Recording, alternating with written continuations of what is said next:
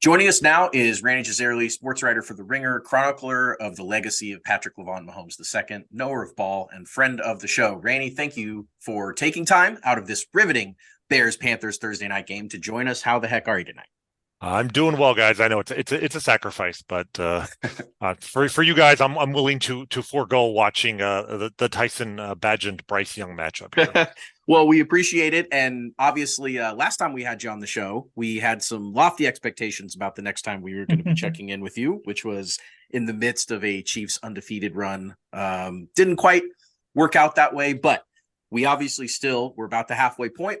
We want to check in. We want to see how you're feeling about the team, how things have gone through the first 9 weeks of the season. So let's just start off with kind of your high level. We don't have to get into the weeds yet, but how are you feeling 9 games into the year? So, it's become a meme among Chiefs fans online to talk about how the Chiefs only play weird games. Yeah. I believe it's the name of the new podcast from some of our friends, Only Weird Games. I want to take it to another level. I think the Chiefs only have weird seasons now because if you were to write down the pros and cons of this season, your list of cons would be pretty extensive. Yes. Patrick Mahomes is having the statistically the worst season of his career. We have no receivers. The offense has been out of kilter all year long. They've literally been held scoreless in the second half of consecutive games. And despite all of that, they still have not figured out a winning play on 3rd and 1, the same problem they had last year. And Andy Reid continues to refuse to just give the ball to Isaiah Pacheco, let alone Patrick Mahomes, with the best interior offensive line in the sport, maybe. So many things that are frustrating about this season. And then the list of pros is the Chiefs are 7-2. They have the number 1 seed.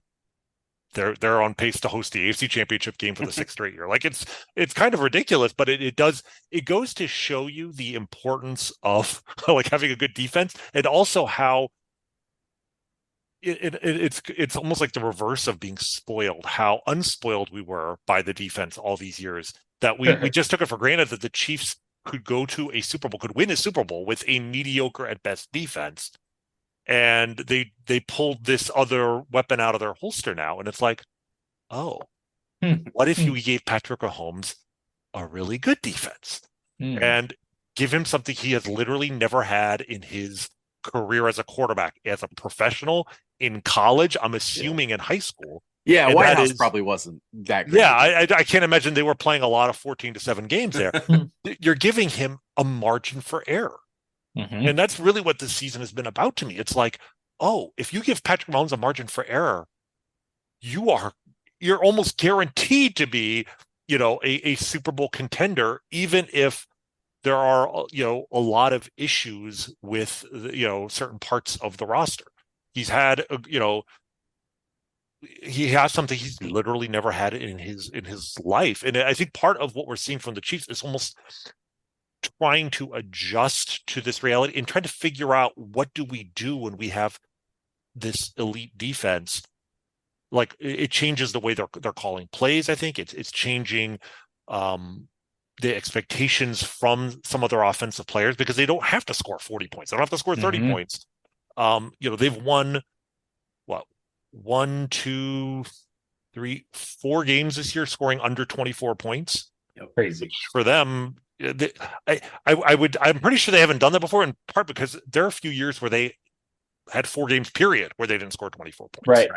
And here we are halfway through, and they've won 4 of those games. So it's a weird season, but at the end, they're exactly where we kind of objectively thought they should be. I know we talked about the undefeated season, and of course that dream went out the door 3 hours into the season, but realistically, 7-2, that's exactly what you would have projected, mathematically speaking. And if anything, even though it's a weird season, at the same time, everything that has happened to the Chiefs to get to this point has been kind of just an accentuation of what our fears and hopes were before the season. Like, before the season, we were concerned about the receiving corps. Yeah. We didn't think it would be a complete disaster, but there were concerns. And at the same time, we had hopes for the defense, that this would be, we talked about this before the season. We thought this had a chance to be the best defense Patrick Mahomes had ever played with. I didn't want to believe it, or I didn't want to assume it would be a top 3, maybe at least top 5 defense. Sure. But we thought that was within the realm of possibility in a best case scenario. And so everything we expected has really kind of, in a way, come true, and it's just led to a really weird set of outcomes to this point. So that's a great place to start, Rany. And I think we'll obviously get into what the team is doing, but I'm just kind of curious your perspective as a fan. And, I tweeted out a popular meme on Sunday about the experience that encapsulates and I know a lot of people that interact with me on Twitter, my game day experience, which is, hey, I'm excited to watch the Chiefs. The middle of the game is extremely stressful for me. And then at the end, it's like, oh, great, we won. Sunday was that way for me. It feels like the entire season has been that way for me. I'm just curious, like, what is your experience of watching this team been like relative to other teams in the Patrick Mahomes era? Is it better? Is it worse? Is it weird? I mean, it's definitely different. Yeah, because, we've talked about for years how, among other incredible strengths that Patrick Mahomes has, he is, the sport's undisputed comeback king, right? He has the absurd winning record when the Chiefs are, losing at any point in a game by 10 points or more. They have not won a game this year in which they were trailing by 10 or more points. But of course, until the bizarre Broncos game, they hadn't trailed by 10 or more points. They hadn't trailed by more than 7 points in a game all season. And I think that was just in the first quarter against the Lions. It feels like the old Chuck Norris meme where, Chuck, the good news is Chuck Norris's tears cure cancer, but the bad news is Chuck Norris never cries. Right? That's Patrick Mahomes. Right? The good news is he's the greatest comeback quarterback of all time. The bad news is he hasn't had to come back this year, right? Which is actually good news. It's just a very different dynamic where, it used to be, even as recently as last year, you'd be very frustrated that the Chiefs would get off to a slow start. The defense would give up a couple of scoring drives. They'd be down 10-0. It's like, okay, well, Patrick Mahomes has been activated and they could score 21 points in, not even a quarter. This year, there's been none of that. They haven't been down enough to worry, but at the same time, they're not putting teams away because they're just not they're scoring points efficiently. I mean, they go up 17-0 on the Jets in the first quarter. That was the closest. That's when especially coming off of the one game on their schedule, which was not expected to be competitive. The Bears game, coming off being up 41-0 on the Bears, and then the next week we're up 17-0 on a team with legitimate playoff aspirations. You're thinking, okay, things are back to normal, and then it turns into this absolutely excruciating second half, culminating with an incredibly un-Chiefs-like, what was it, like 8.5 minute game-ending drive that started at midfield and they didn't even score. Like one of the most impressive, weirdest clock-eating drives we've ever seen. Yep. But it's been like that pretty much, all season, where even if they obviously 21-0 on the Dolphins, and they need a huge defensive stop at the end just to prevent the Dolphins from tying the game or even going for 2 to take the lead. So yeah, it feels it's frustrating, but I'm old enough to remember when the Chiefs were defined by their defense. I've seen, the way I'm trying to perceive it in my head is, this is what if you took the mid-90s Chiefs and gave them the quarterback that we all were begging for back then. I mean, the mid-90s Chiefs, and we're replacing Steve Bono and Elvis Gerbach with maybe the greatest quarterback who ever lived. I can live with it. It's frustrating, but the destination matters more than the journey. So yes, they're still on pace to get to their destination. And we've seen that formula work in the NFL, the dominant defense and quarterback that, is able to get it done in pressure situations. I mean, that's worked before. It doesn't mean that the Chiefs expected that to be the formula for their team, but seems to be at least kind of moving that way. I want to look real quick at the AFC playoff picture. There's some good news. There were huge wins over the Jags and Dolphins. They're both leading their divisions, both very solid teams. The 2 wins that the Chiefs can absolutely hang their hats on. And then solid wins over the Chargers and Jets. Those teams are both vying for playoff position. They're both kind of floating around. They both have some talent. The bad news is that game that you mentioned, the terrible, horrible, no good, very bad loss to the Denver Broncos. Ugh. Now, that being said, the Broncos were extremely due as any team has ever been over another team. Pat had the flu.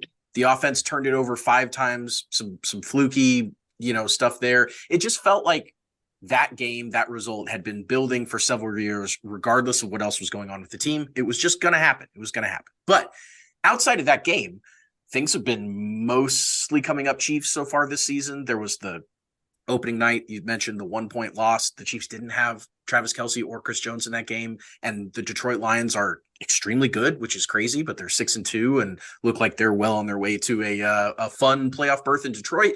So when you think about the 2023 Chiefs and the fact that, yes, they have those 2 losses on their resume, and yes, the offense isn't playing very well. At the same time, they're 7-2. They're the 1 seed in the AFC. They're marching their way back to hosting, as you said. I just feel like, is this look at the halfway point? Are Chiefs fans too spoiled? Should we be over the moon about the fact that this team, with the lack of wide receivers, is even 7-2 at this point? Like, how spoiled are we? Of course we're spoiled. Are you kidding me? Like, yeah. We're so spoiled that the most famous woman on the planet is dating one of our players, and it's not even our best player.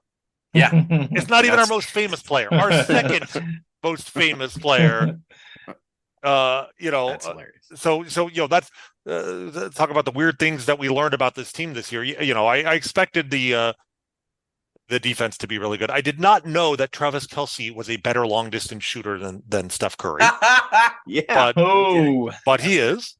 And he's now, we are basically that relationship, and we can talk about that for as long as you want, but that relationship has sort of cemented that the Chiefs are what the Cowboys only claim and wish they are, which is they are America's team.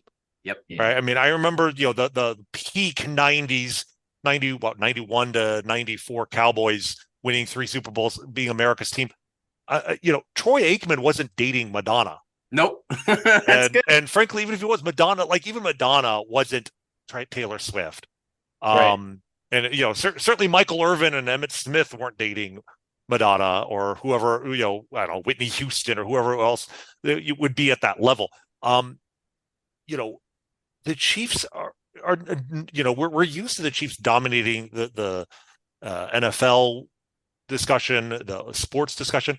They're now like invading TMZ and Good Morning America. Like they are at a level time now, where they are. I have 4 daughters, and they have varying levels of sports interest, but they are. I think it's safe to say all 4 of them are far more aware of what is going on with the Chiefs during the regular season this year than in the previous 5 seasons. So are we spoiled? I mean, the Chiefs got Taylor Swift to come to Arrowhead for a Bears game. Yeah. All right. She, good on Travis for picking, the homecoming game against the Division I AA opponent, but like the Chicago Bears came to Kansas City, and Taylor Swift took a private jet to watch that game. All right. When they were in New York, it was like Taylor and like half of Hollywood in the suite with her. Yeah. Big deal. Big deal. She's got her, her special handshake with Brittany now. Like, it's just, I don't know how this is going to end. Like, historically, this relationship may not end well, but for the time being, I'm enjoying the fact that we are no longer just trolling other fans of other NFL teams with our play on the field, but we are absolutely driving them nuts with the attention paid to this team off the field. I think it's just this is not something that's going to last 10 years or whatever the remainder of Patrick Mahomes' career. This might just be this season, but I'm really enjoying this added wrinkle, and just the fact that it's just driving fans of other teams bonkers. They can't stand it. They absolutely, every single time she's mentioned on a broadcast or a pregame, someone makes a Taylor Swift lyric crack or something, people just lose their minds. And it's hilarious to us. Obviously, everything is fun and positive and awesome. The Chiefs are the center of the universe. That's the way we wanted it to be in the first place. It's just been so funny. I'm curious, have how is your daughter's levels of Swiftiness before this? And has this been any type of bonding moment for you guys? Like, have you sat down and watched the Chiefs games that she's been there, or any types of like how, how much do they bring it up with you? Well, I mean, let's start by talking about the rumors before it was confirmed Yeah. that she and she and Travis were. I guess I'll just use the word dating. Hanging out, I think is what the hanging rumor out was. maybe, Yeah. but at the beginning, there was at least that the week, at least for a week leading up to the Bears game, it seemed like a big point of discussion on Chiefs Twitter among rabid football fans that this was something that there was something real to this. It was not confirmed, but there was too much smoke in the air for there not to be a little bit of fire. What was really surprising to me is even going into Sunday's game against the Bears, how what I found out that day was apparently the rest of the world was extremely skeptical that this was a thing at all.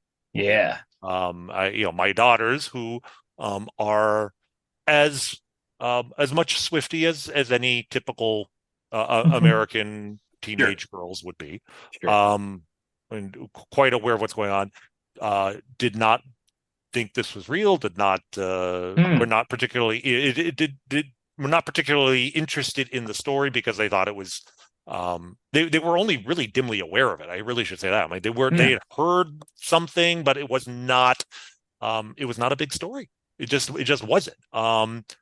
And I mean, so I think I was at my brother's watching the game, and they show they show her in the box maybe 15 minutes before game time. Was she hanging out with Donna? I think it was the game she was hanging out with Donna. Yep. The first game. Yeah. She had what was it, ketchup and seemingly mayonnaise, I think was on her her seemingly ranch. Yeah. seemingly ranch. I mean, the power that, like, literally you had was it one of the ranch dressing manufacturers literally using that in their promos. Like, the power of Taylor Swift, if you were not aware of it by that point, that it was just that clear at that point. Okay, this is I think I joked when the Eagles and Chiefs made the Super Bowl last year. I tweeted out a picture of Donna Kelce with in her mixed jersey, her half Eagles, half Chiefs jersey, with just the caption, "The most powerful woman in America," and which the Heights podcast very very graciously retweeted. Nice. Nice. Which was Love nice. that. But I have to amend that because Taylor Swift is the most powerful woman in America, but she was standing next to the second most powerful woman in America. Yep. And I mean, yes, my phone immediately blew up with texts from my daughters. Love it. And it was just an absolute moment where immediately, suddenly, my stature as a Chiefs fan that elevated me in their eyes probably a little bit, and their interest in the Chiefs went up a notch, and their interest in the intrigue and the drama of what's going on with Travis Kelce. Because I mean, Travis Kelce is not an unknown figure. I mean, he had his reality show years ago that I think they had at least watched one episode of and laughed at. Good. And then they'd seen some of the SNL clips, and I mean, Travis Kelce's going to be a movie star whenever he gives up he's a natural. Taylor, she entered this relationship with the same wisdom and shrewdness that she's done most of her career. She did not pick a loser. That's right. In multiple definitions of that. Yeah. But it definitely elevated Travis and made them much more interested in what's going on, and who's she sitting with, and is that Brittany, and are they getting along? Everything that come out of that. So and then of course picking up on the puns on the podcast on the broadcasts. Of course. even the week before, I think it was actually the week. That's what it started to become a thing when Ian Eagle was slightly making blank Yeah. space. I think it was the blank space. He found the blank space. Yep, that was the week before. Yes, that's Yeah. the week before. So I'm saying in the football world we were talking about, and yet in the sort of just celebrity world that influencers, TikTok, all that space that my daughters inhabit sometimes, it just seemed like nobody was taking it seriously, which you wouldn't really date a football player. Like, I don't know why that was the case. Maybe because he's not a skinny British dude. Yeah, right. But I think type.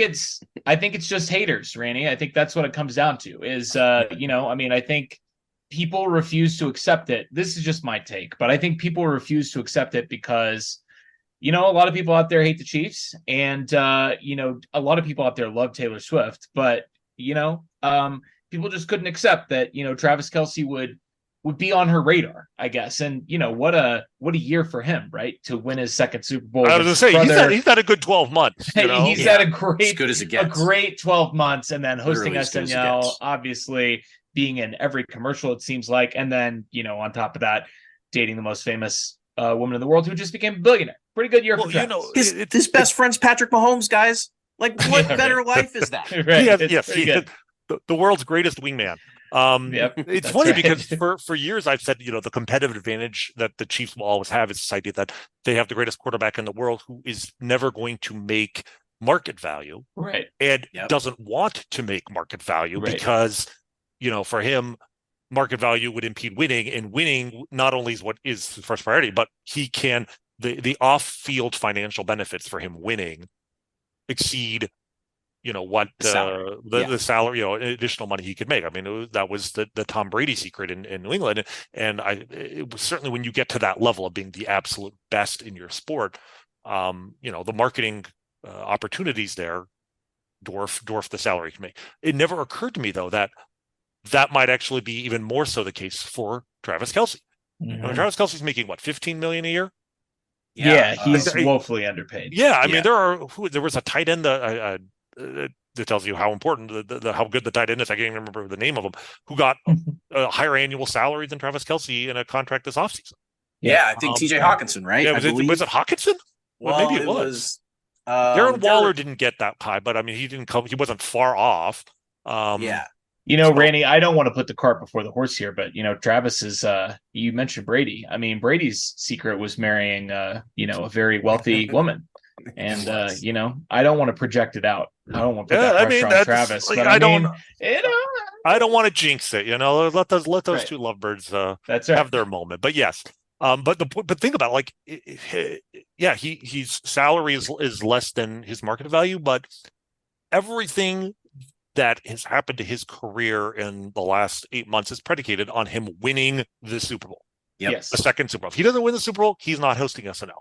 Nope. Right. If he's not hosting SNL, I mean, people might still be saying, yeah, this guy has a future in as a performer when he retires, but it would be a much softer drumbeat. Like at this point, I mean, I think he's signed with an agency. Like they're just waiting for him to give the word that he's retired. Like there's I have a legitimate fear that he might prematurely retire. Yeah.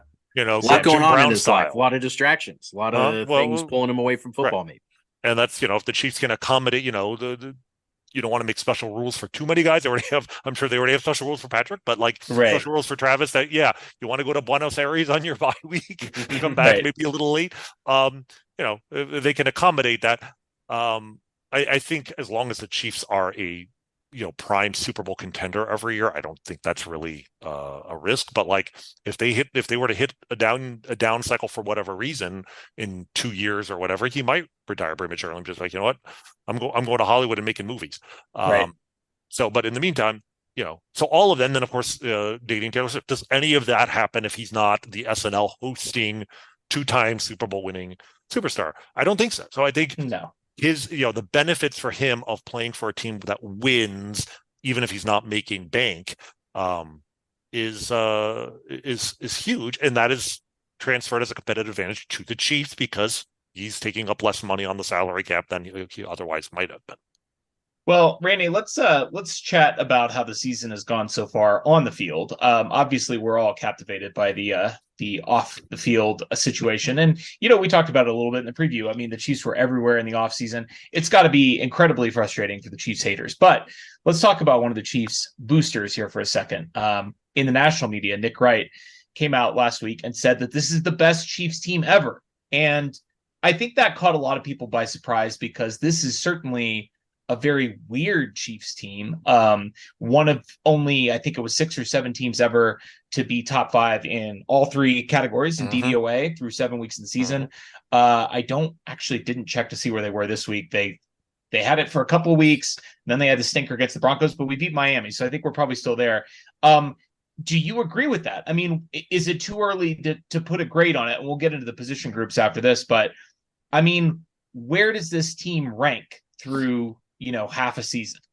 So I'm not sure I'll go. It's too early for me to say best Chiefs team ever. It's probably the most balanced Chiefs team ever. I think in the sense that, I mean, they have, like you said, top 5 defense. And I'm not sure if the offense is top 5 or just outside of it at the moment. Right now. It's 6 okay. at this moment. But certainly 6 on offense, 5 on defense, 4 on special teams. So talk about what which I think, I mean, as awesome as that sounds, that's basically Harrison Butker not missing a single kick all season. The coverage teams are really good, but like the coverage, but like punt the return returns, game is no. Yeah, I mean, some part of the frustration this year is that, like, in addition to the offense being down, again, the last year, there were very few weaknesses we had in terms of offense. But if you count the return game as part of offense, there were 2 things: the third and short game and the punt returns were a complete disaster until we get to the playoffs, and then Sky Moore has the return of his life against the Bengals and Kadarius Toney in the Super Bowl. So I mean, that part of I think the reason why Nick is so optimistic and why I'm so kind of blasé about this stuff is we've seen the Chiefs figure this stuff out right at the end when they needed to before. But at least right now they're still in that mode where they're still sloppy in a lot of these things. They're so desperate for wide receivers. They trade for Mecole Hardman, and then Mecole Hardman comes in and immediately does what Mecole Hardman does, which is field a punt inside the 10 and fumble it. Like, just for old time's sake, like, what is this?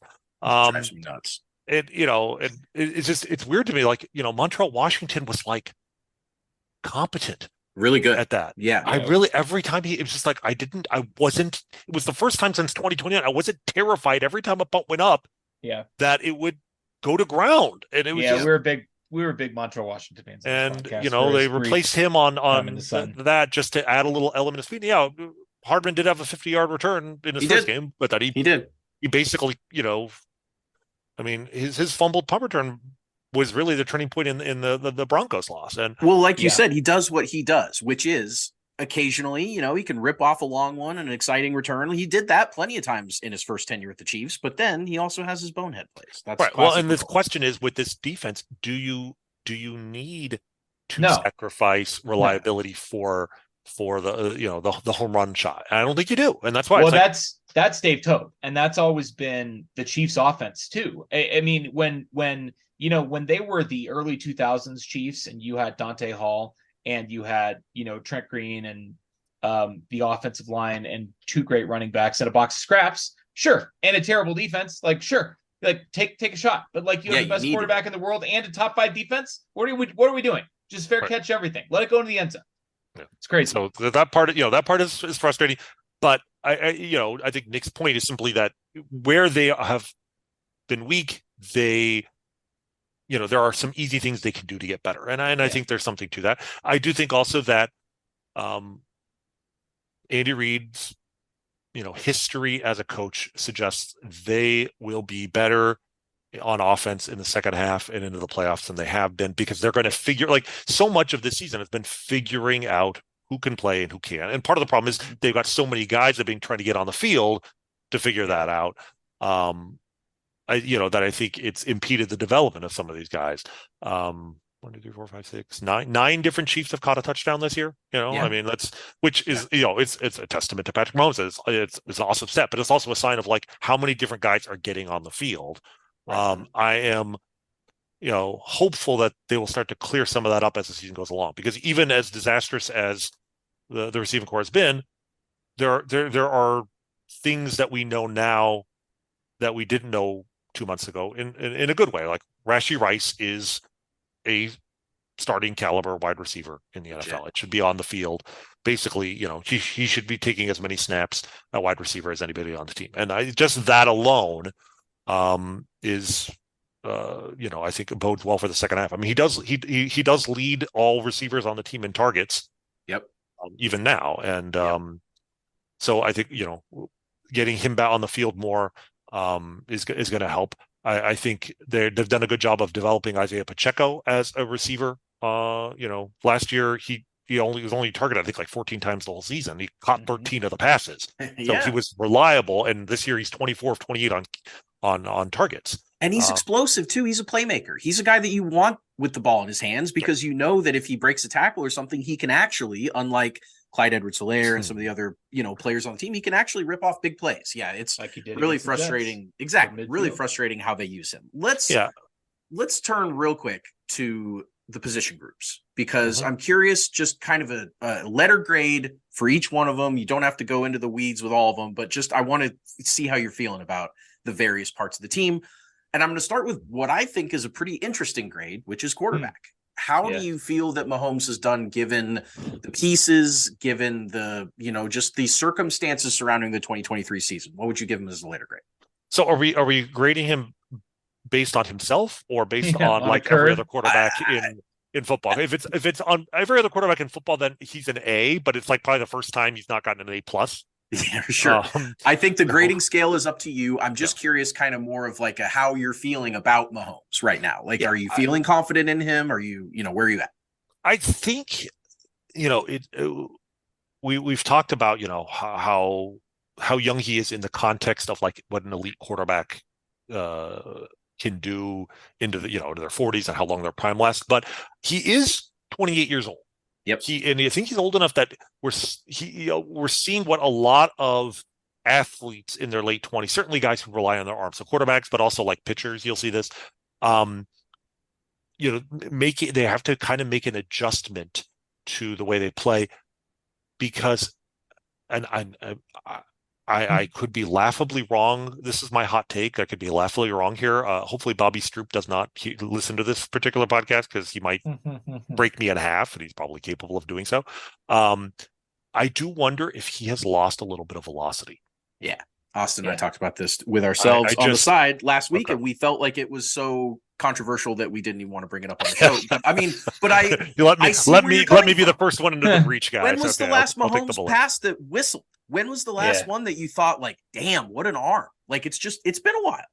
And I'm not saying for sure certain because in part because the receiving core is so bad that like, he has made some deep throws down the field that have actually overthrown the receiver, or the receiver underran the ball. Right. Gave up to both MVS and Justin Watson almost made a great catch and got hurt. So some of that may it may just be, it looks a lot better when you have Tyreek Hill. On the other side, the fastest man in the sport, catching from the best thrower in the sport. But and there have been some throws he's made where it's like, what the hell was that? And then it turns out he was like hit while he was thrown. There was no game against the Broncos. He had the flu, obviously. So I don't know, but I do think, we used to talk about this guy's, got the best arm, the best deep arm of any quarterback in football. And then it was like, well, maybe it's Josh Allen, but like he's number two. They're 1 and 2. I don't necessarily think that he is. And it's okay. That's what I'm saying. Like, just like, pitchers will sometimes get better into their late 20s, early 30s, even though they're no longer throwing 100 because they've the experience, they do everything else better than they did when they were younger. I think, I really think it's actually, I always thought, even when he was throwing really, really hard, that it was an incredibly overrated part of his game. Right. That was the thing, because when he was drafted, that gunslinger, Brett Favre, but we don't know anything else. And to me, it was clear very quickly on. I'm like, the arm is just it's gravy, but it's really. I would much rather surrender the arm than the brain. Yes, right. His brain's his number one, and that's what I think it really took the sport a couple of years to really appreciate that. you guys, for all you guys are raving about his arm, is that it's not the most important thing by far. Right. It's what Right. makes him the best quarterback in the sport, one of the best who ever lived, is his ability to see the field and basically just, the supercomputer in his head that just calculates exactly where people. It's the old Wayne Gretzky line of sliding the puck to where the player is going to be and not where he is now. Or anticipating where the puck is going to be. It's like he's anticipating where his wide receiver is going to be, or Travis Kelce is going to be, even before Travis Kelce knows where he's going to be. Sure. All of that, right? That. So I think it's just, it doesn't bother me that much. It's more of an observation. But the other part of this, and the reason why his numbers, statistically, this is his worst season. In highest interception rate, lowest adjusted net yards per attempt. Mind you, they're still elite by the sports standards, and Right. he does have one of the best sack rates of his career, which I think again is kind of a testament to his sort of veteran kind of just kind of experience. That is sack rate, and you see there's a lot of quarterbacks in this regard. I really I think a comparison to Dan Marino is very instructive. Dan Marino, was one of the most immobile quarterbacks, and yet was one of the most difficult quarterbacks to sack, like ever.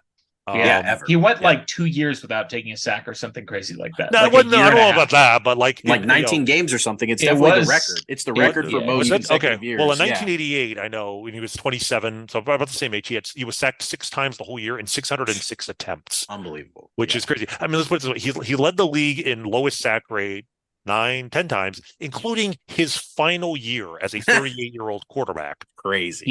He threw Brady was always pretty tough to sack. He threw 759 passes without taking a sack, which comes out to like in that era, like a year and a half almost. Yes, that probably in 88, 89, I would guess. Yes, which is that's just absolutely insane. It's preposterous. And I think for people listening to this who are want to take some analytic nuggets away, I think one of the things it's very important to understand is sack rate. If you watch TV broadcasts or whatever, they'll talk about the importance of the offensive line or whatever in determining how often a quarterback gets sacked.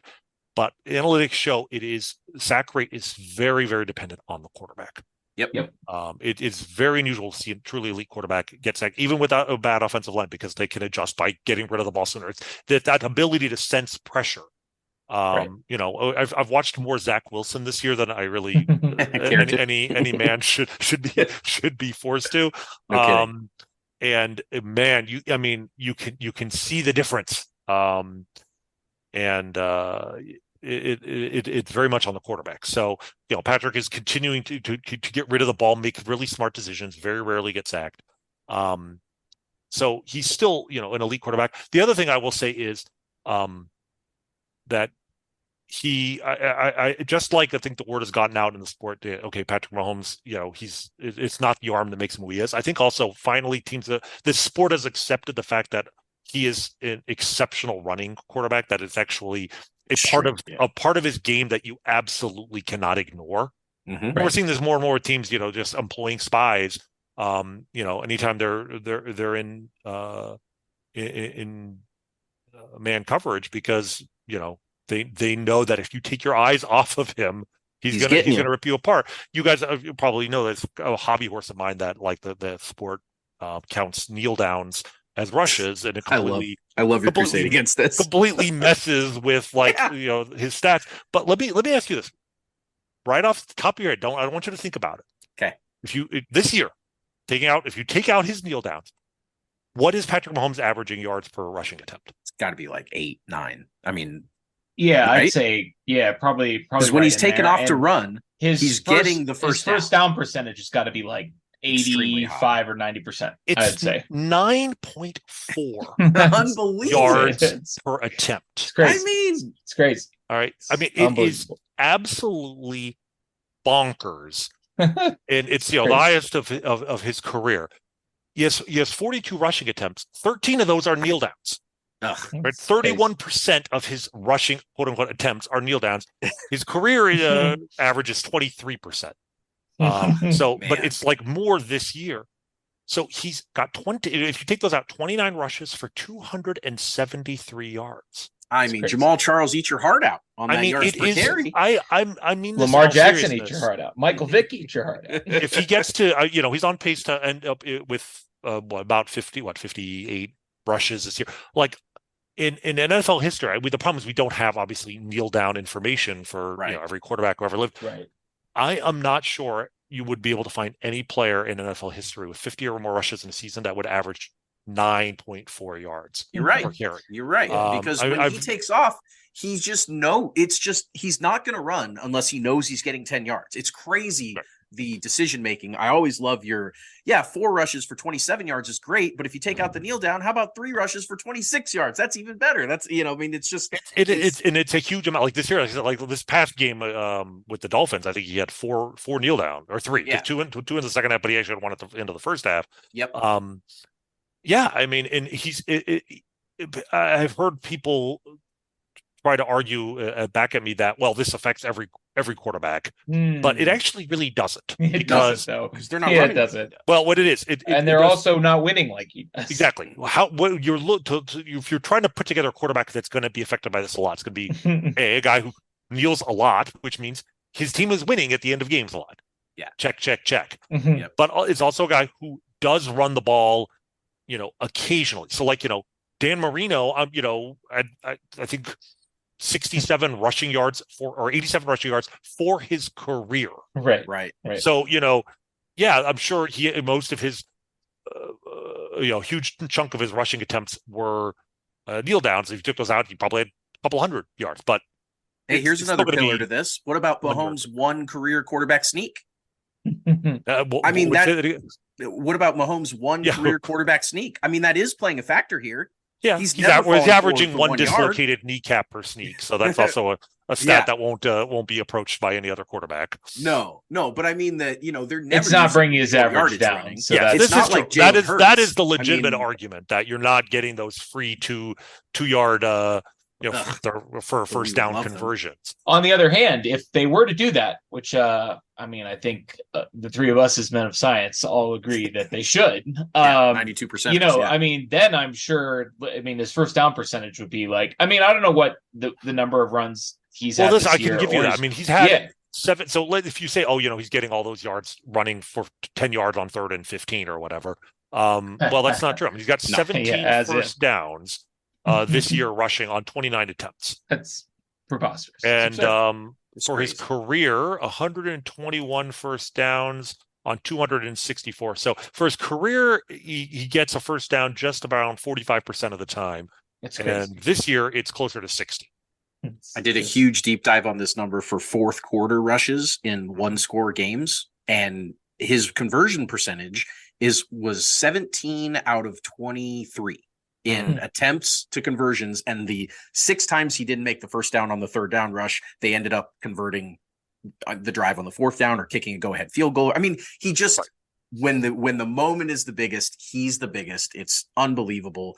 Where are you settling on your grade on this guy? So, let's just put it. We'll put it at an A- for now, because I think he's definitely got to. He's affected by the lack of receivers, and I think We knew that the receiving core was going, and we'll get into them a little bit more here, but we knew that they would be an issue. I don't think we thought it would be this much of an issue, but I do think that part of the problem now is his inability to develop rapport with them on the field is leading to trust issues. I think it has affected his play somewhat, where he is passing up open guys, and maybe getting happy feet and moving out of the pocket, not letting up receiver get open because. He's watched the same games that we have, and he's not sure what's he doesn't trust these guys to get open. So that's something that they need to absolutely correct in the second half. I'm hopeful they will, but I do think that that's affected his play above and beyond how poorly the receivers themselves have been. Yeah, makes sense. Well, let's talk about it. So, the big group of 6: MVS, Sky Moore, Rashee Rice, Justin Watson, Kadarius Toney, and McCole Hardman, I think would be the ones. We don't really have to consider the guys that have only had a couple snaps, including Justin Ross and Richie James and all those guys. But of the core receivers here, considering I guess everything from expectation to performance on the field to game losing plays and all that stuff. I don't know. I don't know where I would go with this. Where are you settling on letter grade? Are you failing them? Are you D range? Where they at? Yeah, it's a D or a D minus. I'll give them a D. Just I think Rashee Rice keeps them out of a complete Fair. That's complete fair. fail. It really that opening game of the season, Kadarius Toney's drops in the first game. I mean, above and beyond the fact that obviously we lost to the Lions by 1 point in a game where he had was single-handedly responsible for a pick six and like 3 other drops. Mm-hmm. But above and beyond what that meant in that game, I just think that has had such a lingering effect on the entire first half of the season because he his snap count has dropped as the season's gone along. He has not been targeted as much as he should have. There have been some green shoots. He had at least one really nice yak play here against the Dolphins and trying to get him back into it. But even when he's used on like jet sweeps and things, he has 6 rushes this year, guys, for -5 yards. And they're never competitive. They're terrible plays. Last year, last year, I think he had 5 rushes. Let me look. I want to confirm this before I give you the numbers. He ripped off a really long 30-yarder against the Jags. 5 rushes for 59 yards last year. Right. That's crazy. Right. I mean, he had the touchdown run in that snow globe play that got called back on the hold against the Raiders. And then the very next play, they ran it to him and he scored. I mean, you're right. He had competitive plays last year. They're just not here this year. Yeah, and it's just they have not figured him out. I still believe that there's some talent there. He was getting open in the opener too. That's what's so crazy. Well, exactly. No, it wasn't an issue of getting open, and that's the thing. I don't know if mentally it got to him, made him more tentative because when everybody was just furious with him for the drops, and I was certainly angry. My hot take was, I actually like what I saw from his ability to separate. Yes. If they could just fix the drops. The problem now is he hasn't been able to separate. And, the drops have not been a huge issue since then. I mean, he's had a few, but I don't think any more than Rashee Rice or he's barely been targeted. But he's just not open, or at least they're not going to him. Yeah.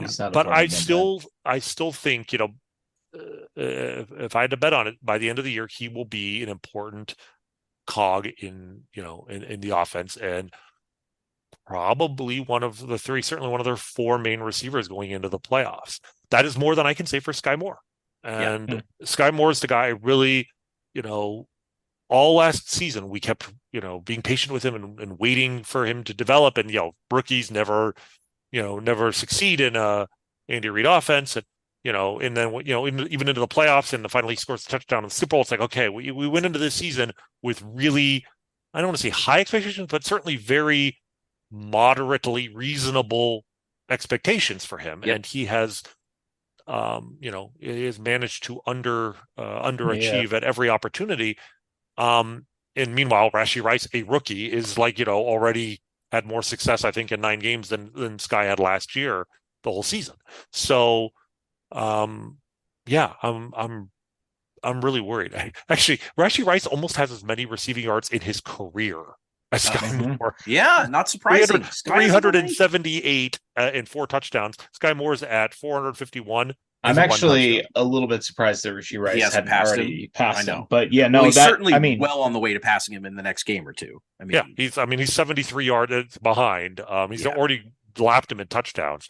And this just might have been a miss. I mean, they missed on Clyde and they missed on Sky Moore.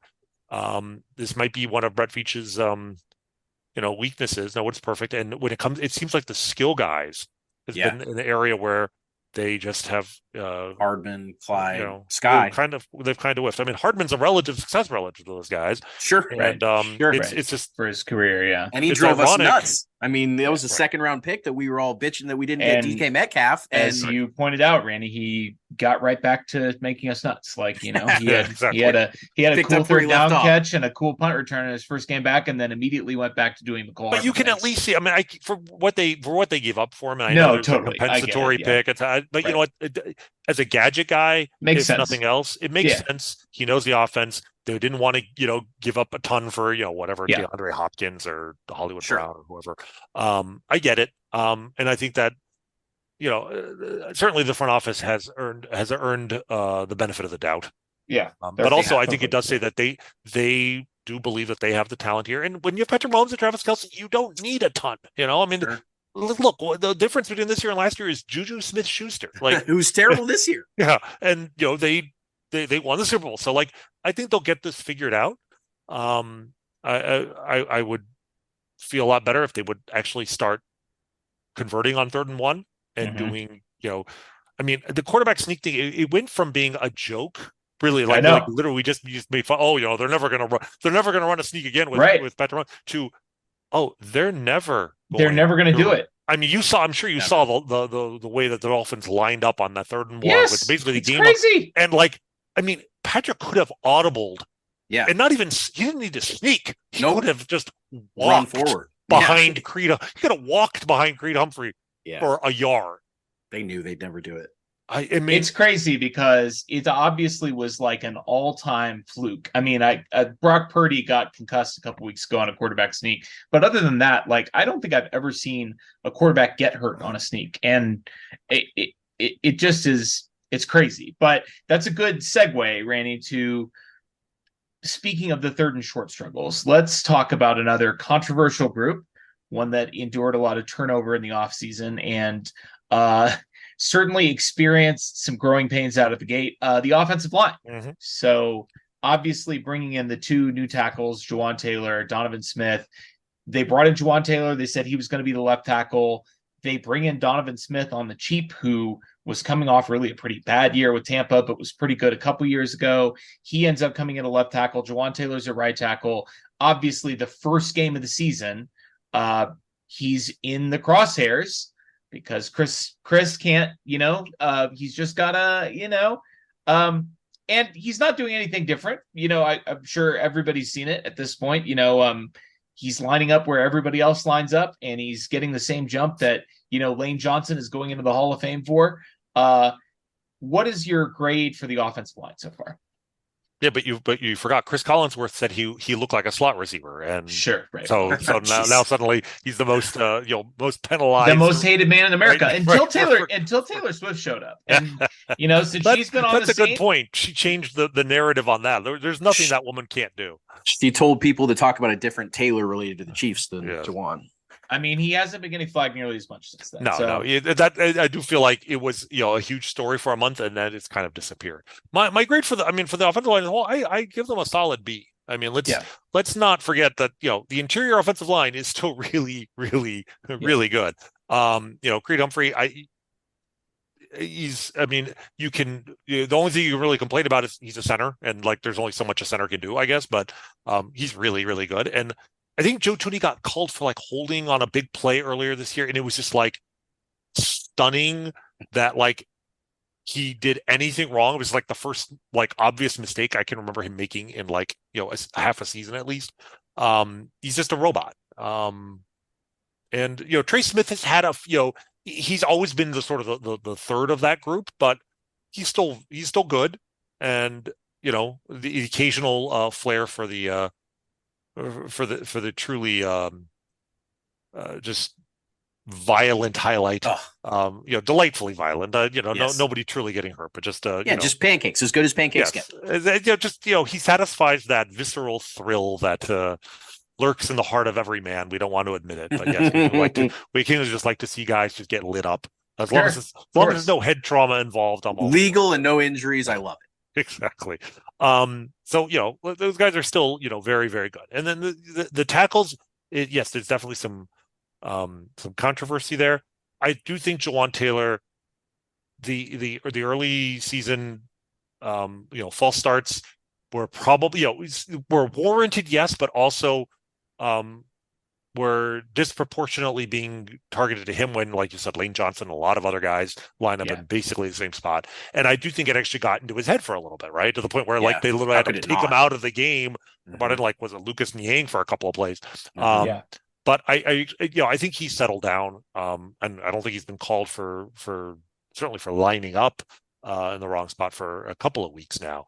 The Dolphins game we're talking after a kind of a little bit of a low point. I mean, the Dolphins have a very good defensive line, but I think he is an above average right tackle, maybe top 10 in the league, maybe not top 5, top 10. Yeah. And I'm expecting, frankly, better than that because he's getting paid like $20 million a year. But I think he has, by and large, done a good job. Donovan Smith is probably average, maybe slightly below. But I mean, seems fair. Especially when you see what Orlando Brown is doing for $16 million in Cincinnati. Yeah, right. Exactly. I mean, he's our secret agent, man. He's been hilarious. I mean, the Bengals are coming around. Maybe he'll be better in the second half. But like your left tackle, the issue is you are being measured against the highest standard in the sport. Right. Like an average left tackle is a hell of a player. Right. And, if they were playing on the interior offensive line, would probably be really, really good. So Donovan Smith, what's he making? Like $6 million, something like that as a base? Yeah, if he hits all his incentives, I think, right in that range, 6 Okay, to 8. Paltry. I mean, I mean, given how important that position is, given that they tried to sign Orlando Brown, like they had a price that they were willing to give Orlando Brown, he did not accept it. And given that the Chiefs clearly did not think that there was a left tackle in the draft that was certainly no one they could get with their draft position that could step in and play that position this year, and they were not going to entrust Patrick Mahomes' blind side to a development project. Right. I actually think, I think what the decision to bring in Donovan Smith, allow Taylor to stay on the right side. Yeah, I think it's worked their out. plan was to not do it. So yeah. Right, exactly. And when I remember when it was a very surprising signing because we thought, oh, Jawan Taylor's a new left tackle, and they're going to give Niang and who's the other Prince. Well, Prince is more of a left tackle, but you're right. I think they were going to give him a shot at Darian Kennard, right? Darian Kennard, right? There was going to be a battle for right tackle, but like Lucas Niang had an inside track on that, and suddenly Donovan Smith showed up, and Niang's back to being a backup, but.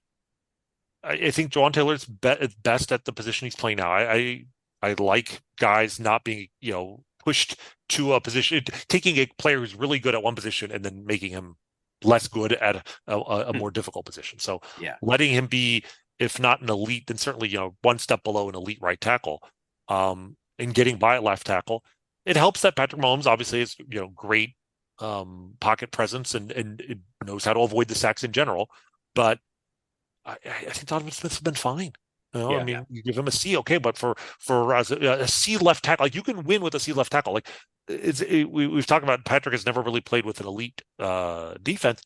He's never really played with an elite left tackle either. I mean, Eric Fisher maybe early on was good, was top 10. Eric Fisher in the Super Bowl run was probably, he was probably right around that 8 to 10. Yeah, he was good, but I mean, he was getting like Nick Bosa was beating him, there's no Mitch Schwartz out there. Right. And it probably also kind of helped Patrick learn how to avoid sacks, because if you've got a elite left tackle out there that's keeping everybody off of you, you might get a little lazy back there. But he's been running for his life since the day he started playing. That is a really rose-colored glasses look at the situation. Well, thank God Patrick Mahomes didn't have a great left tackle to he wouldn't develop bad habits. No, he's running for his life. No, but I mean, I think with Mitch Schwartz out there, I think that one of the things I liked about signing Jawan Taylor was this acknowledgement that for all we talk about the blind side, the right tackle is very much right up there in terms of importance. Right. Just because you can see that side. It doesn't really matter if you can see Micah Parsons if Micah Parsons is running unabated at you. There's only so much you can do. Yeah. So I think that the success they had with a okay offensive line aside from Mitch Schwartz, but what Mitch Schwartz did in that playoff run and especially in that Super Bowl by just shutting out at least one side, it really, like, if you can shut down either side, you can make up for the other side by, your running back chip protection. There's a variety of things you can at least do to give yourself some temporary relief, but you've got to be able to block the rushing consistently on one side. And Jawan Taylor, I'd rather him be a very good right tackle than an average left tackle. And then you can get by with an average left tackle. And I think that's what they're doing. So I'm not too concerned about the offensive line. The important thing, honestly, they're all healthy. Yes. Yep.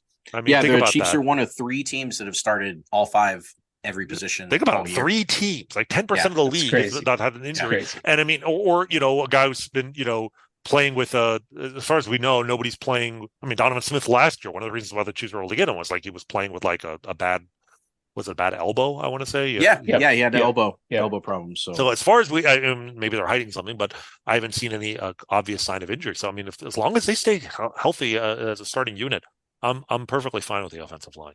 I think that's fair. Rany, are you aware of a well-used meme that is a picture of 3 dragons? Do you know what I'm talking about here? Yes, and there's the the one. There are 2 mean-looking dragons, fierce, and then there's one goofy. Looks like it's like the third hyena in Lion King. Sure. That's exactly what it's. That's like, really. yes. I'm sure that's exactly where the inspiration came from. So I bring that meme up because now I want to talk about the running backs. So I wish we could grade Pacheco and McKinnon and cut it off there and be done with it. Because that would be, I think, if you want to talk about LaMichael Perine, P-Ryan. I'm fine with that. I don't even know how to pronounce his name. They did my guy dirty. They put him in for 1 carry, and it was one like carry on third, second and 10 on second and long run. Come on. I know it was brutal. First However, drive, first carry, and I don't know. That's another one of the things. Where it's like I don't know. Sometimes I don't know what Andy Reid is doing, but anyway, he does have the 3rd highest pass rate on second and long in the NFL. I just saw this today as well. Yes, which is crazy to me because it feels like we do it all the time, and it's just because you should never, ever, ever run in that situation. And somehow there are 29 teams that run more than we do in that situation, including the tanking Arizona Cardinals that run on 70% of third and longs or second and longs, which is silly. However, we do have to include, since we're doing position group grades, we're going to include our guy Clyde, who has been nothing short of a waste of space on this offense for the entire year, unfortunately, because I'm sure he's a good dude. I'm sure the guys like him. I've had a hard time with Clyde being as bad as he is because it's hard to just constantly pick a guy as the worst player on the team. Nobody wants to do it, but given his struggles, but Pacheco's, success relatively to what they're asking him to do, and McKinnon is kind of the change of pace back that's worked out pretty well, especially I think they're keeping him a little healthy for the stretch run. I'm guessing McKinnon's had 12 carries the whole season, right? Which is fine. Even his targets are down, but I think they know that they're going to need him coming up. Where are you at with the 3 guys that have gotten the lion's share of the running backs? I mean, I'll say B because Pacheco is really good, and that's really all that matters. I mean, sure. Part of me is just like, who cares? It's running back. It just doesn't move the needle enough for me. As long as you're not terrible there, like if you only had Clyde, it would be a problem. Yeah. And I feel bad for Clyde. It's sometimes it just doesn't work out. It was just I didn't hate the pick, even though running backs shouldn't be taken in the first round, just because the reason was everyone described him as a guy who was a huge threat in the receiving game as well. Yeah, sure. Who was the running back that Andy Reid had with the Eagles? Was it LaShawn McCoy or Brian Westbrook? Brian Westbrook, yeah, for sure. I mean, there was some of that connection. It's just like if he uses them like that, like I don't even care if he's not a good runner, but if he can, catch 4 or 5 balls out of the backfield, and we know how AD is with the screen game, he'll be valuable. He's like taking a modified receiver with the first round pick. There's nothing wrong with that. And to me, that's really the most disappointing thing about Clyde's career is he's never developed into a receiver, and it's actually gone backwards since his rookie year. Like, I don't know where the talent was supposed to be. Like he doesn't have top end speed, doesn't have top end acceleration. In fact, he has bottom end on both of those. Yeah, like he can't break away from anybody. It's right, insane. Exactly. I mean, he has that shiftiness, but I think shiftiness has to be paired with either speed or acceleration. Like it doesn't matter how shifty you are if you can't outrun the guy after you've juked him. If he can still catch you from behind, at least he's really powerful. At least he's a power back. Yeah, exactly. It's just it was a miss. It's unfortunate.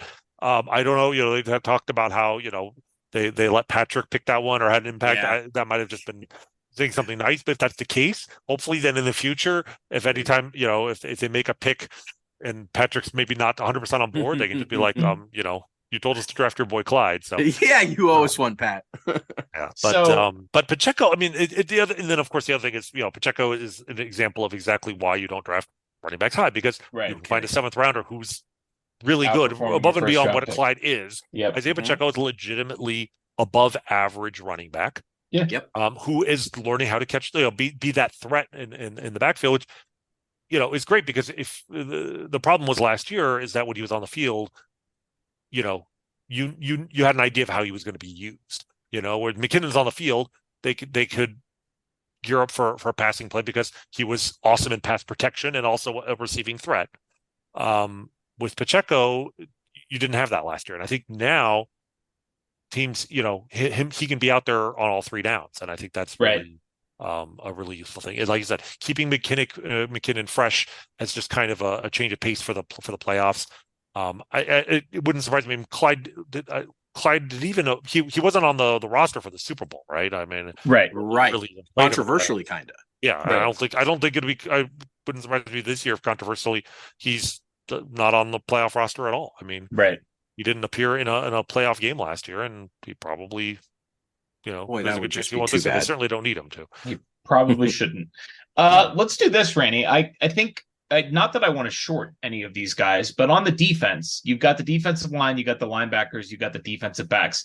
Is there any group on the defense that gets anything less than an A or an A plus? I mean, like, it feels like every unit on the defensive side of the ball has been unbelievable. I mean, obviously, there are certain guys who have played at an unreal level in the linebacker group, Drew Tranquil, the defensive backs, Sneed, and then, of course, Trent McDuffie has just been, I mean, tied for the league lead in forced fumbles with, Myles Garrett and I think Micah Parsons, right? Yeah, Micah Parsons, I think. Similar body types, Similar body types, similar types of players. Jeez. And, of course, the defensive line going, really five or six deep at this point, Jones and Omenahu coming back playing well, George Karlaftis taking the leap. I mean, we can just kind of have a conversation about the defense, but A's across the board, right? Yeah, I mean, it's for one thing, we're an hour in, and I don't think we had mentioned the defense. It's crazy. Any put it on play defense until now. We're gonna be here all night. But yeah, I mean, the defense. Look, team MVP right now is Spags. I don't think there's really any argument about that. And I want to give a shout out to him because, they brought him in after the 2018 season, and just him not being Bob Sutton was enough to make him like a hero in the eyes of Chiefs and fans. win a Super Bowl. So yeah, well, and then we win a Super Bowl in his first year, and it's like, okay, this is the man. This is the guy who's going to be our defensive coordinator. We're all happy with that, and it did sort of paper over the fact that the Chiefs, I mean, the defense was certainly better than it, had been under Sutton, but it wasn't like a really good defense, but it was good enough, right? We had step in the right direction. That's on all we needed. When you have Patrick Mahomes, all you need is a defense that is good enough. And they were kind of bend not break. I think they were like 7th in the league in points allowed in his first year, which is really good. But yards, they were much lower. Right. But they've always given up a lot of yards, but better in red zone situations. But like last year, 16th in the league in points allowed. Even after this incredible draft where they got all these rookies who contributed right away, but the whole time we all kind of still believed in Spags. And there was just this idea that they haven't put in the resources, and he's every year he's taping together a good defense from a mix of veterans and too much Daniel Sorensen, and still they managed to pull it out. So we never held it against him. But going into this year, we there was this reasonable expectation. Okay, look, if Spags is really as good a coordinator as we think he is, this really should be the year they step up, right? Because last year, they got by with a bunch of rookie cornerbacks, and Trent McDuffie missed half the season, and the fact that they were even average in what was supposed to be a rebuilding year, right? They won the Super Bowl in a rebuilding year, and that was mostly on the offense, but okay, they should take a step forward. This is the youngest defense in the league. Yep. So I do think it's got to be tremendously gratifying for him personally, but just for us, for people who even though the numbers didn't necessarily support it, that believe that Steve Spagnuolo is a championship caliber defensive coordinator. What we've seen from him this year, it's like all of a sudden all of the talent sort of matured at the same time, and it's okay, Spags, you have weapons now. Let's see what you could do with it. And it's just been a delight to see him flummox even really good offenses, right? Like we saw Yeah. with the Dolphins. Like this is the argument against Mike McDaniel and the Dolphins is, oh, it's a great offense against bad defenses, but like it can be solved. Well, if you've got you don't want to be the opposite of that on defense. You don't want to be the defense that can, beat down average offenses, but like are lit up by the Dolphins being the prime example. So to see that last week gives you a lot of optimism that if they, run into, it's going to be the Bills or the Bengals, the playoffs, and of course the Eagles or Niners or Lions again in the Super Bowl. Yep. That he's going to be ready. But man, this defense is it's a testament to the incredible draft last year, just drafting in general. Like you just go back, to Willie Gay was a second rounder, and the following year Nick Bolton was a second rounder. Both of those guys, for different reasons, there were question marks, which are why they were second round picks, right? Yep. Gay was a phenomenal athlete, but was he did he really know? Did he have the instincts? Bolton had the instincts, but was he the right athlete? And right, both of those guys have proven themselves. And then last year, obviously McDuffie, they traded up and they traded a fair amount of draft capital, move up like 8 slots for a guy nobody ever saw play because he was at Washington State in college. It's like, is this guy really a shutdown corner? Well, yes, he is. He is a shutdown corner. Yes, he very much is. That was very much another example of just like the front office above and beyond Mahomes and Andy Reid. It's the front office, Brett Veach, and the scouts that they've got identifying this is a player worth moving up for. And that works so rarely, moving up in the draft. And to do it with Mahomes and McDuffie. I know Nate Taylor at The Athletic wrote a good article about how that went down, how they moved up, and how worried they were that the Bills would get him. Yes, with the 23rd pick, and they moved up. And how mad the Bills were that they got it. Yeah, I mean, so it was very much they were going to, he was going to Buffalo, and that's a huge sliding doors moment, and all the credit to them for identifying that. But then like Brian Cook developing this year, like right. I know he's a safety, but I'll be honest, I did not know until late in the second quarter of the Dolphins game that Brian Cook is fast as hell. He can move. I did not know that until he started high stepping down the sideline. Yeah. On the tremendous, just a poetic defensive play involving McDuffie and him against Tyreek Hill. But like, yeah, I think he recorded the fastest running speed of any Chiefs player this season. He did, fastest ball carrier. Yeah, which is unbelievable, which is crazy. I mean, so he stepped up. Obviously, Karlaftis had a promising rookie year, but yeah, he's taken that step up. He's not quite a star. He's not a game wrecker, but he's like one step below that. And paired with a Chris Jones, how big that's been. But then also like credit to the Chiefs for all the free, like the way that they. It's not just about drafting; it's also about like using your free agent dollars wisely. Yep. And Tranquil, I mean, Menahu, Drew Tranquil. It's just like, is there a Mm. better example of why the Chiefs are the Chiefs and the Chargers are the Chargers? Yeah, right. I mean, it's like, what was it? 1 year, $5 million? Yep. Yeah, And it wasn't like, he surprised everybody in camp. No, the minute he was the contract came down, people were like, How did they let him leave Los Angeles. Yeah, it was just like $5 million. Like I'm not a an analyst of football. Certainly not the X's and O's, the all 22 like people on. Some people out there are, but all the people who are all 22 experts were like, this guy's a beast. Yeah, he's like a really, really good player. He's versatile. He can play, he can play all 3 positions and smart. And, and here we are, Nick Bolton's out and he steps in and it's just, Drew Tranquil is like, what the hell are you guys thinking letting this guy go? Yeah. And he's been everything we could have hoped for the contract. But Tranquil, but also like, Charles Omenihu, missed, the first 6 weeks of the season. We've been kind of waiting to see what he could do. He turns gives out a lot. A real, having that in the middle along with Chris Jones. So either you have both of those guys up the middle, or you move Jones out to the edge, which is working a lot better this year, I feel like, than it has in previous years. Yeah, agreed. Probably in part because they have all complementary talent he's got. He's got Karlaftis out there. He's got Omenihu. He's even Mike Dana's having a hell of a to get game for a improvement. year. That's the other thing. There's also player development. Michael Dana is a tribute to player development. Just keeps getting better and better every year. Yeah, and is really stepped up. And then like Mike Edwards, who's the other guy in that play. Mm-hmm. That was kind of a signing that I barely even like noticed before the season. And I mean, He's you been know, great. the other thing, of course, is, you know, the players they let go to make this happen. Like, you know, they replaced Tyrann Mathieu with Justin Reed, and Yes. that was a loud transaction because Tyrann Mathieu was, you know, was Loud. basically Loud. loud Yeah, on yeah, Twitter a about why he loud didn't get a person. contract. Yeah. You know, but it made them younger, more athletic, and better. I mean, all credit to what Tyrann Mathieu brought to this team for those 3 years, and you know, Agreed. we won a Super Bowl with them. But like they made the right move at the right time. They didn't keep a guy 1 year too late. They got rid of him at the right time. But Juan Thornhill was a guy they drafted and developed and was, you know, a good player. But they're like, if you're a good player, we're not giving you great player money. You go, you know, good luck to you, and we'll bring in, you know, we're going to let Brian Cook, you know, move up, and we're going to give Mike Edwards, you know, your spot, and he's been just as good.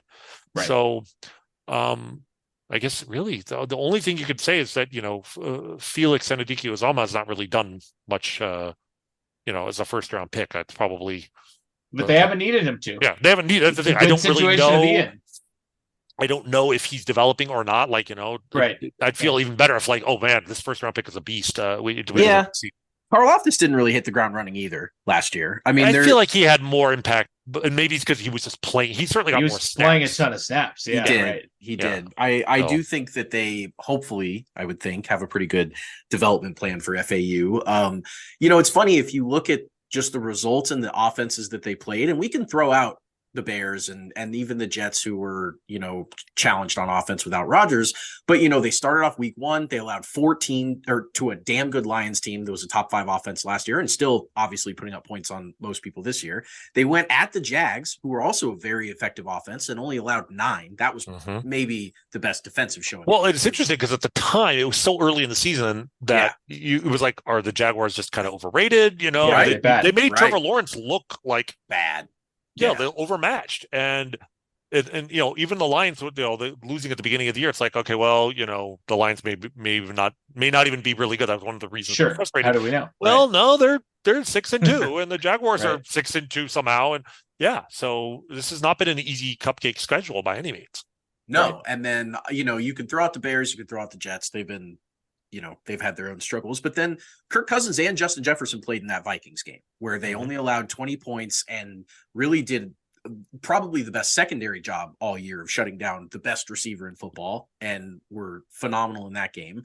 And then the Chargers, they allowed 17 points to a Chargers team that, you know, they went up and down the field with Miami week 1 and put up 30, whatever it was, 4 or 6. And so, I mean, and then the Dolphins, and of course, holding the league's number 1 34 point a game, 70 points against the Broncos scoring offense to 14 points.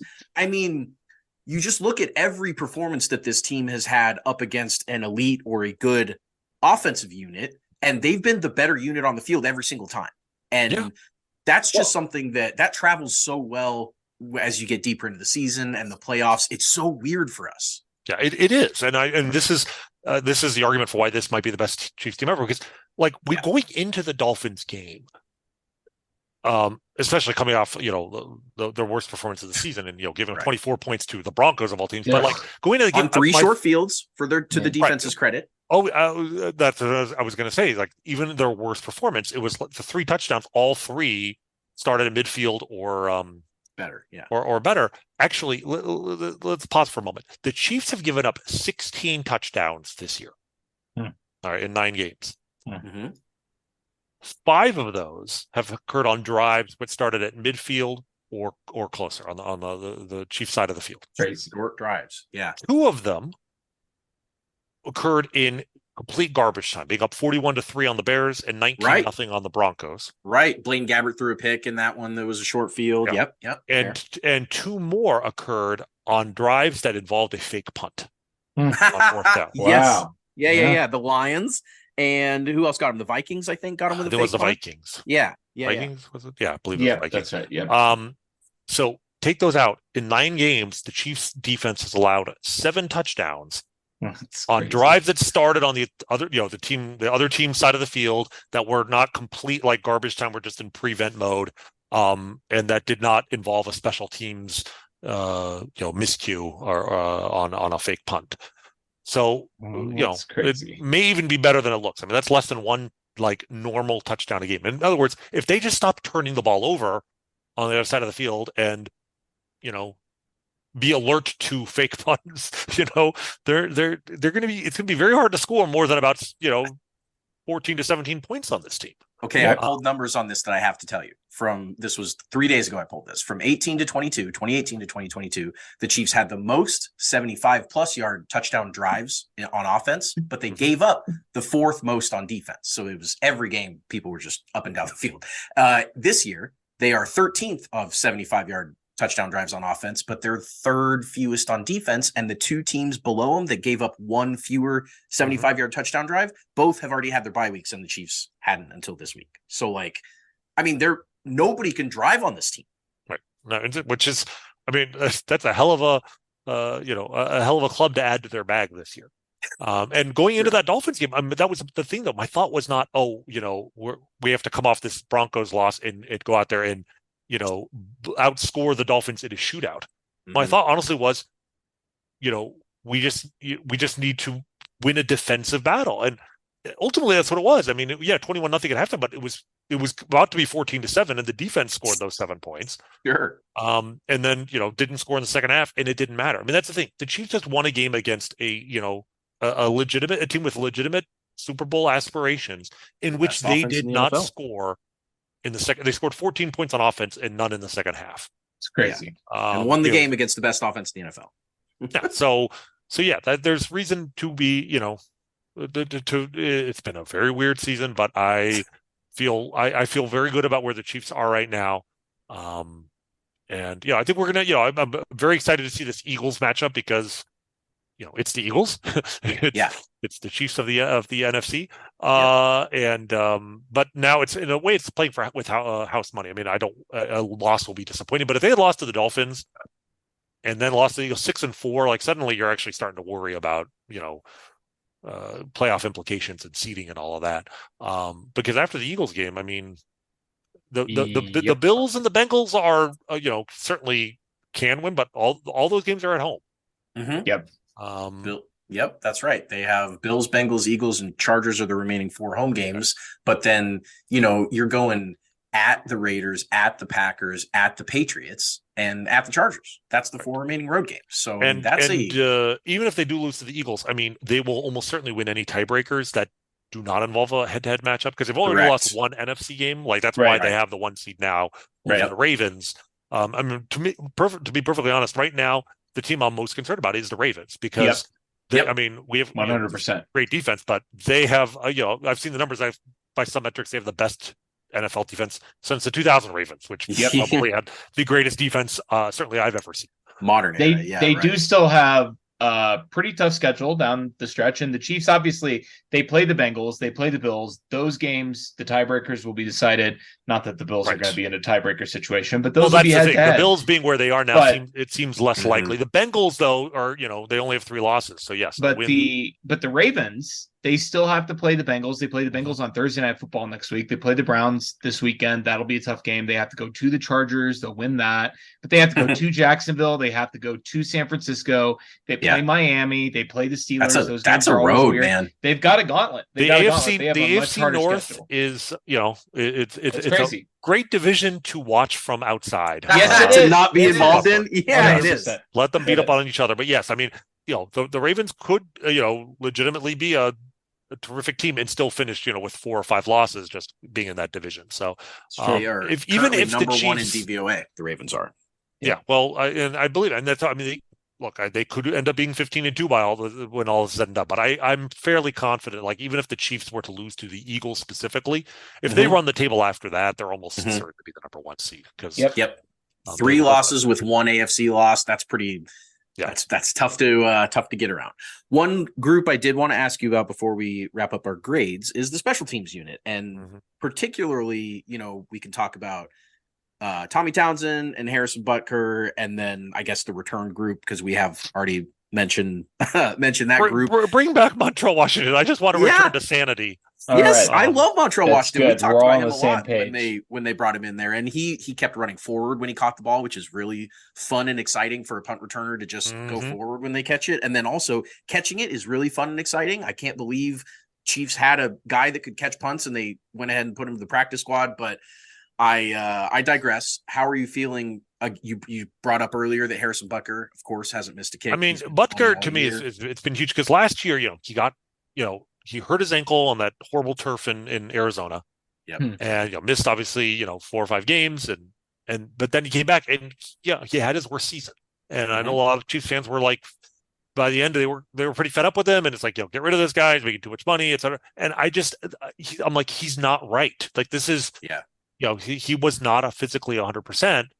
And the good thing was that he did seem to get right just before the playoffs, and I think he missed 1 field goal attempt during the postseason, but he clanked one in the Super Bowl off the upright. But other than that, he was which you don't want to Super Bowl, but and obviously he was money on the winning drive against the Bengals. Yeah, sure, hit the kind of biggest, important one there. of the biggest kicks in Chiefs history against the Bengals, and then obviously, well, I mean, he's had I think 3.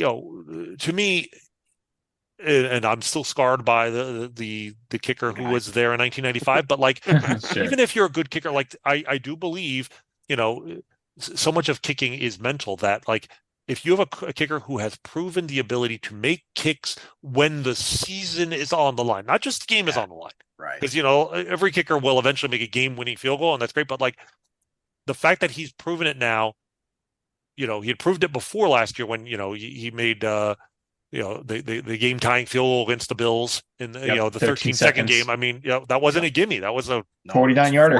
49 yards. I mean, that was a huge kick. Bomb. And there was at least I feel like there was the kick to tie the game against the Bengals that went to overtime when we lost, but that was another season saving one. That was like 40 yards or something like that. I mean, not bombs, but like long enough that he who shall not be named of the kickers would not have made those. Right. So that was another reason why I'm like, I just believe that, if the season is on the line, this guy will come through. And, it didn't quite come to that with him, but he had to make the kick against the Bengals to win the game last year. That was a hard kick too. And hard that it looked. Because from the view, we thought, oh, this is, he nailed it. And I think he was the only person in the stadium who knew knew off the foot that I'm like, I'm not 100% sure if this has got the distance. Yeah. And, we all saw the side angle later after we knew it was good, and it still gave me Well, Austin and I were in the stand, so we did not know. Oh, okay. Well, we saw it from behind the kick. So up in the end zone, but he was kicking towards us. And I mean, when that ball left his foot, I wasn't sure he was going to make it. And then obviously, of course, I'm staring at the refs usually when I'm when I can't quite tell what it did with the crossbars. I'm just waiting for them to hold their hands up. And the moment they did, everyone freaked out and hugged. And but you couldn't see it, but the side view, it dropped like a stone. Like I mean, those, at the time, crazy. I remember thinking, honestly, when I first saw the kick, I'm like, oh, even without the roughing, the passer penalty, he might have made it. And I'm like, oh no, I think even 5 yards, I don't think he makes it. But the point is, he made the kick in a difficult situation. And then, yes, it was much more of a gimme to win the Super Bowl, but still, it's the kick to win the Super Bowl. And it was money. So I still wanted that man on my team going into the season. So this year has been incredibly gratifying because, yes, he has not missed a kick, but I mean, he hasn't missed an extra point, which has always been kind of a thing for him. Yep. And I mean, he's got 18 field goal attempts, 22 extra points out of 40. I mean, I'm willing to bet like 35 of them were down the middle. Yeah. Like, they are every automatic. Kick is just dead center. I mean, it's Justin Tucker-esque. Yeah, I think he's the second best kicker next to Justin Tucker. Yeah, I've said, I mean, probably has nobody a good else I would want except for maybe Justin Tucker. And Justin Tucker is, a little bit older, and I'm actually looking at. He's actually missed 3 field goals this year. I mean, by his standards, that's terrible. Yeah. And 1 extra point. So yeah, I'd probably, I'm not insane. I probably would still rather have Justin Tucker, but like nobody else. He had a 60-yarder, at halftime. Like the leg is there, the accuracy is there. So having that alone is the most important part of special teams. When we talk about special teams, your field goal kicker is the most important. The problem is they're also the most variable. So, but when you have the truly elite kicker at that level, the variability goes down. And I just think last year was he wasn't healthy. and every other year of his career, he's hit a minimum of 88.9% of his field goal attempts. Mm-hmm. Like, last year was 75. And long ones. He's got a big leg. I mean, he's 26 of 38 for his career in field goal attempts from 50 or more. That's crazy. That's a lot of attempts for one thing. That is a lot of attempts. 4 out of 5 in the playoffs, mind you. Yeah. I mean, that's They crazy. trust him. They watch him kick in practice, and they know he can nail him. That 60-yarder, I want to get a next-gen stats breakdown on that, because I feel like that kick would have been good from 70. I mean, that was an insane kick. It was I'm waiting for somebody to kick a 70-yarder. It was like 70. It was like 75% or 80% of the way up the upright. Mm-hmm. I mean, at that distance, like the top of the net. He kicked the piss out of it. It was crazy. Yeah. Well, and then Townsend. I mean, Townsend. I feel it's kind of where Butker was last year. Where he's dealing with some minor ailments, and I think that's he's not having an elite season, but I'm not concerned. As long as he's healthy for the playoffs, it's really not a huge issue. I love the fact that you have a guy there you can trust to run a fake every once or twice a season, and I'm still waiting for that to pull that play out of the bag maybe in the playoffs. So as long as doesn't involve bringing Pat to go back there. Yeah, right. Our backup punter. I mean, not that I ever would want him to be hurt, but man, having Patrick Mahomes go back on a fourth and even fourth and like 15. I know it. You'd have to. That might be the only punt attempt in which they rushed two at the. I know it. Yeah, I'm just saying.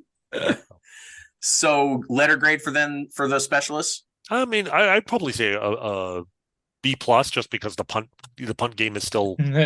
The punt return game is still scaring the hell out of me. But, for sure. Well, to recap those grades then, just so, I mean, this is the freak out moment for Chiefs Twitter right now about how this team is doomed and they're never going to be able to win. We've got A-, D, which everyone knows about, B, B, A, B plus for a GPA of 3.25. I mean, that is that'll play. Bees get degrees. Bees get degrees. Yeah, exactly. If you could drop one of your classes, that would make it. Of course, we probably should drop wide receiver. Yeah, I was going to say we probably should give a tight end grade. I mean, sure. Travis, his yards per target is the lowest of his career by a tiny bit, but he's actually on pace. He's averaging more receptions per game than at any point in his career, which is insane. Like, yes, he has lost a step, maybe half a step, but just half a step. And I mean, some of that is simply because they know they know that Patrick's going to go to him in any situation where they have to, and they're double or even triple teaming him, right, and knocking him around. And I mean, obviously, he's their number one focus. Right. On a defensive game plan has to be. And Rany, you're an analytics guy. I know you've seen the numbers. I mean, what we need is Taylor Swift. I was about to say she needs to be at every playoff game. Because I'm just saying, like. His numbers are slightly down in the macro sense, but his numbers when she's in attendance are better than he's ever been in his career. You are literally making me Google Era's tour schedule in the middle of the football podcast here. Let me. Okay, I mean, we all know. Mike, before we started, I literally she's going to Australia right after the Super Bowl. I think after the Super Bowl. Okay, well, let me because I mean, I was checking Twitter to see.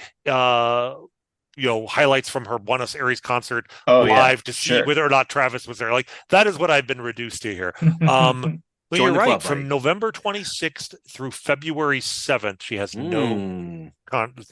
So she could make every game except, the Super Bowl. February it'd be 12th, tight. It'd be tight, but she can move some things around. She's got a private jet. She's got the private jet. Let me see. Super Bowl date 2024 is Sunday, February 11th. So Saturday, February 10th, she is performing in Tokyo. However, Tokyo is 16 hours ahead. So if you fly from Tokyo to Vegas, you actually would land before you departed. You time travel. Yeah, you time. That's one of those. Traveling across the international date line, time travel is possible.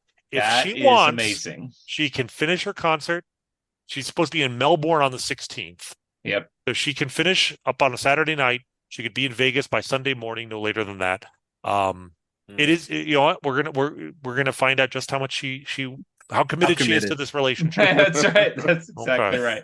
So. All right. Well, good. Rany, unless your daughters drag you to one of the international era shows or something, I hope we will be checking in with you during the playoff run, as we always do. Such a pleasure to talk to you about the Chiefs. They, despite being frustrating and weird and all the things they are, they still make our lives a whole heck of a lot easier. I've said it before, guys. These are the good old days. These are the glory years. Enjoy them. Mm-hmm. And that was before, before we added the Swifty army to our to our fan base. I mean, we're taking over the world now. I don't even know what is there another level. I mean, maybe Lamar Hunt's daughter like starts dating a member of Gracie BTS or something. Yeah, there you go. If Gracie Hunt starts, gets engaged to one of the BTS guys, maybe we could, even go to the next step up. But the Chiefs are now a global sensation.